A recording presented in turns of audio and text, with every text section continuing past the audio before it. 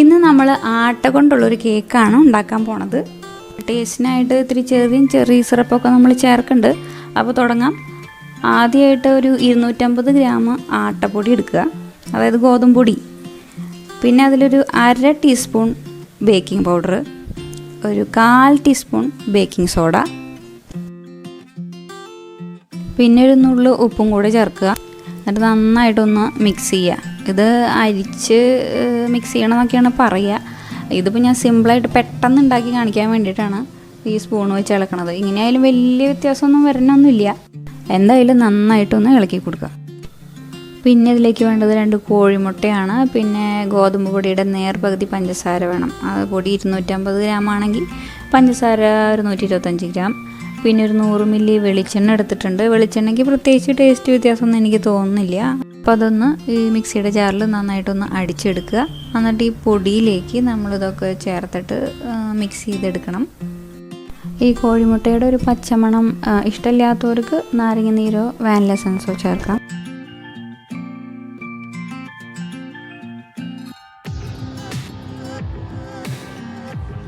ഇത് മിക്സ് ചെയ്യുമ്പോഴത്തേക്ക് കട്ടിയായിട്ട് വരികയാണെങ്കിൽ നമുക്ക് പാലോ വെള്ളമോ ചേർത്ത് ലൂസാക്കി എടുക്കാം. ഞാനിപ്പോൾ ഇതിൽ പാലാണ് ചേർത്തേക്കുന്നത്.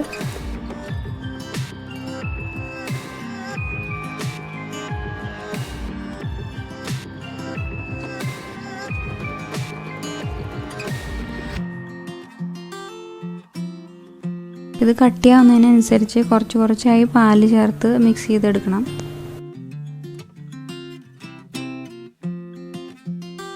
അങ്ങനെ ബാറ്റർ ഇവിടെ റെഡി ആയിട്ടുണ്ട്.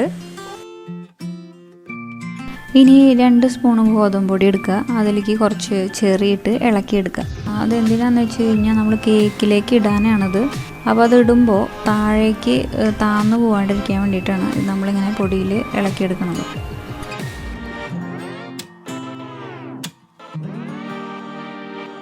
ഇനി കുറച്ച് ചെറി 2 ടീസ്പൂൺ കേക്കിൻ്റെ ബാറ്ററും കൂടി അരച്ച് വയ്ക്കണം. പിന്നെ കേക്ക് ബേക്ക് ചെയ്യാനായിട്ട് നമ്മളൊരു ടിന്നോ ട്രേയോ ഏതെങ്കിലും ആ ഷേപ്പിലൊരു പാത്രം എടുത്തിട്ട് അതിനകത്ത് കുറച്ച് ഓയിൽ തടവി കൊടുക്കുക. വെളിച്ചെണ്ണയിൽ മതി. ആ തടവി കൊടുത്തതിന് ശേഷം നമ്മൾ ഈ തയ്യാറാക്കി വെച്ചേക്കുന്ന ഈ ബാറ്റർ പകുതി അതിലൊഴിച്ച് കൊടുക്കുക. ഒഴിച്ചിട്ട് നന്നായി ഒന്ന് തട്ടിയിട്ട് സെറ്റപ്പാക്കി വയ്ക്കുക.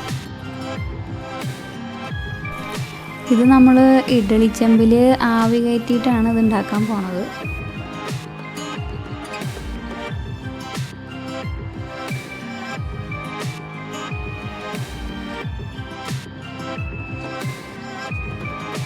നമ്മൾ മാറ്റി വെച്ചിരിക്കുന്ന ചെറി ഓരോന്നോരോന്നായിട്ട് നമുക്കിതിലേക്ക് ഇട്ട് കൊടുക്കാം. ഇനിയിപ്പോൾ ചെറി ഇല്ലെങ്കിലും വേറെ ഏതെങ്കിലും ഫ്രൂട്ട്സ് ആയാലും ഡ്രൈ ഫ്രൂട്ട്സ് ആയാലും നമുക്കിങ്ങനെ ചെയ്യാവുന്നതാണ്.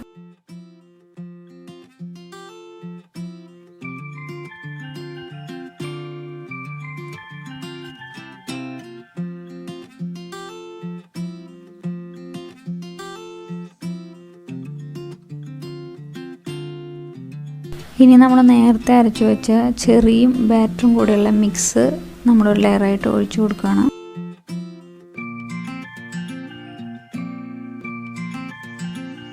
കുറച്ച് ചെറി സിറപ്പും കൂടി ഒഴിച്ചു കൊടുക്കാം.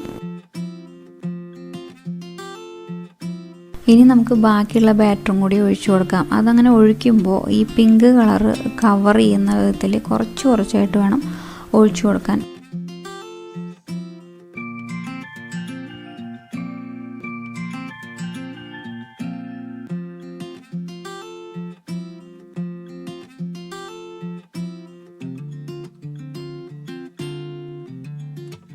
ഇനി ഇതിൽ കുമിളകളൊക്കെ പോകാനായിട്ട് അവസാനമായിട്ട് ഒന്നും കൂടെ ഒന്ന് തട്ടി കൊടുക്കാം.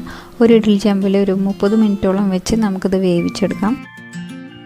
കേക്ക് വെന്ത് വരുമ്പോഴേക്കും നമുക്ക് കുറച്ച് ചെറിയും പഞ്ചസാരയും കുറച്ച് വെള്ളവും ചേർത്ത് അടുപ്പത്ത് വെച്ച് 2-3 മിനിറ്റ് നേരം കുറുക്കിയെടുക്കണം.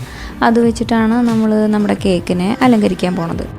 നമ്മുടെ ടോപ്പിങ്ങിനുള്ള ചെറി സിറപ്പ് റെഡി ആയിട്ട് വന്നിട്ടുണ്ട്. അടിപൊളി കളറാണ്. അപ്പോൾ ആട്ട കൊണ്ടുള്ള കേക്ക് ഇവിടെ റെഡി ആയിരിക്കുകയാണ്.